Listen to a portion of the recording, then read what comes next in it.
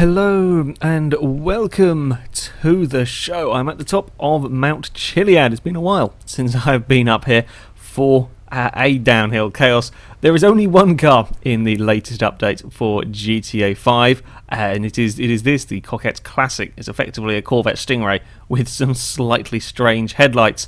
I thought I'd give it a test in the only way I know how to test cars on GTA 5, by trying to drive it down the side of a mountain. It's been upgraded with a few visual stuff. It's got the front splitter and some side exit exhaust. Not a huge amount of options on the upgrading front.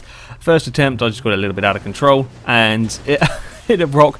In recovering, I then drove over another rock that was hidden in a bush. Those sneaky rocks, and I ended up rolling the car and losing a door. It's an unusual place to, or an unusual way, shall we say, to roll a car. I will be honest, a little bit rusty on the down Mount Chiliad route. Turned into the hairpin a little bit too early and managed to spin the car. Now, this being a classic sports car, I was expecting the bumps to be the main problem. It actually wasn't. Oversteer was the big problem, and just me being just fractionally out of position on some places. It could spin this car pretty damn easily. Yes, it's a rear-wheel drive, fairly powerful sports car, but oversteer is not normally the problem that we have down here as things get all a little bit out of shape. Amazingly, we managed to save it. I kept it together. It was on two wheels, that I couldn't hold it through the next corner. I was just taking a little bit too much speed in all of that, trying manically to keep the car under control. I may not have quite slowed it down enough. And again, I was pushing the car, just tried to carry a bit too much corner speed. That's a very long way down. We land quite nicely, but can't stop it in time before bouncing in between some rocks. That's a fairly common place. I've had cars go off there before. When you're pushing it, you're trying to get as much speed as possible out of it. Again, another corner. I just took a bit too much speed in and managed to get the vehicle completely stuck. I can't, it doesn't move, it's completely wedged. No amount of wheeling the steering is going to save that. I haven't done that before. I don't think I've ever got a car just completely wedged in that manner on a GTA 5. I may have, again, got a little bit carried away. This is quite a nice car to drive down here. It did pretty damn well. I was really impressed with it. But it was quite easy to make small mistakes when pushing it. Not bad at climbing back up as well. Slightly grinding the bottom of the car there, but and very nearly did a silly roll as well in recovering it. But yeah, it's not a hard car to drive. Not a hard car to drive down here at all. The oversteer is a little bit of a problem. Yeah, the back end will let go on this dirt surface. But it dealt with the bumps pretty well. Most of the early problems I'd had were the oversteer related one. That was the first time I'd actually crashed off because of bumps. It wasn't to do with me either outbraking myself or trying to carry a little bit too much speed. The first corner was proving to be quite tricky on on this particular attempt. Got it slightly out of control, and now we're going to do many rolls, twists and flips as we go down the mountain, and then come to a very sudden stop. Yeah, the first corner here is one of the trickier corners. Well, I guess technically second corner as you kind of start going around a corner. Getting it stopped for that was proving a bit problematic, and yeah, I had a few offs on that one. Further down, I attempted to take the other route. I'd already ballsed up this run, so I thought I'd try the other route, and slightly misjudged it, and did an impressive double barrel roll. Like Burnout Paradise. If I'd done that, I would have been pleased with. It was about as good a barrel roll as I could get. And we're back here for some more problems, just running a little bit too wide and losing. I just couldn't stop it really. It was kind of a very slow speed fall off the edge.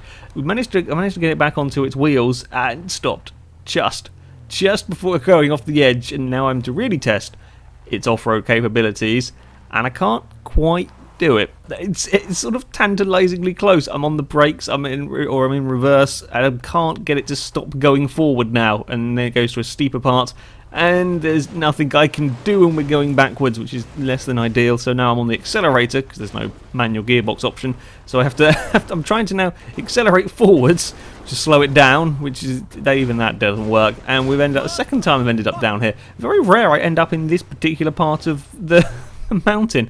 Don't think I've been down there before with a car, or certainly doesn't normally end up falling down that particular section.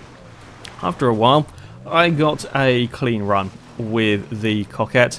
As I said, I'm a fraction rusty on this horse. It's been quite some time since I've driven a car down here. I picked it up not too badly, but to be fair to the car, yes, I am a small bit rusty on this one. But the car is pretty good. You know, the car was quite a lot better than I expected, really. It handled the bumps very well for a pure road car. It handled very, very well down this course. It's a pretty quick car as well. Acceleration, top speed wise, it's pretty quick. I think this is in the sports classic category. I would presume it is anyway. And I could see it'd be pretty quick amongst those sort of cars.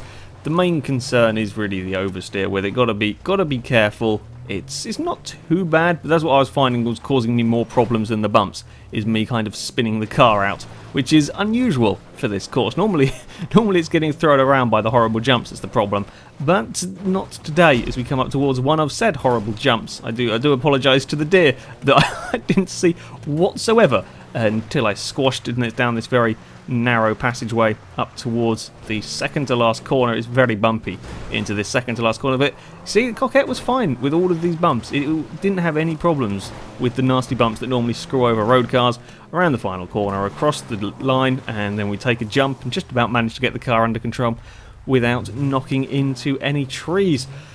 So it made it down the mountain. It's a very nice car, actually. I'm fairly sure Husky will have one of these in his GTA Online garage at some point. They're quite expensive. I think they're 600,000 credits or dollars, whatever. It sounds about right.